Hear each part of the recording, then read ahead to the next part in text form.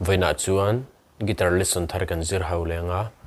vena kan zir ho le tur chu ruati changte le Dave Chuxton Broken Out Home ti hlan sakha guitar perna kan zir ho wango helai jin kan la dona asang asi anyama di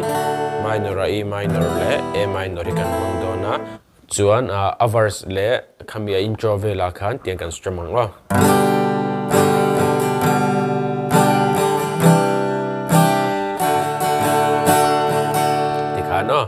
G down down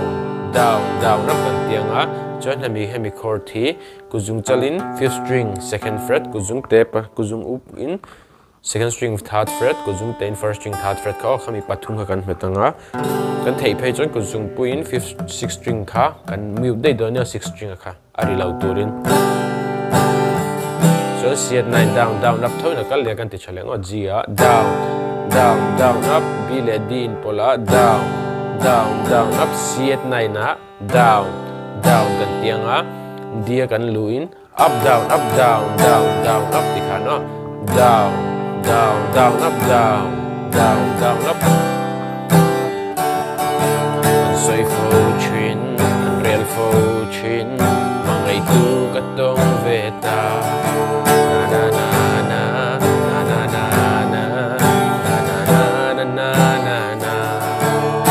na tiếng apa ngai thôi na na na C down down D up down down up thì khán nó re lo e me mangai na tuang in na na na na na na lalpa min puiro ka chong cha ta hian chorus a chia khan down down up down up kha a full in kan mang tongo khami strumming pattern kha kan strumming pattern shim kha chu first verse vela kan phelti lawa kha chuan down up le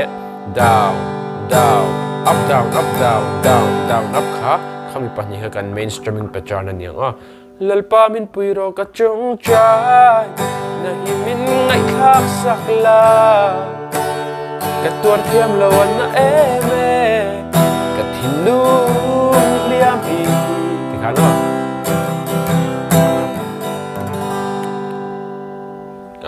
chuan khami strumming pattern mang khan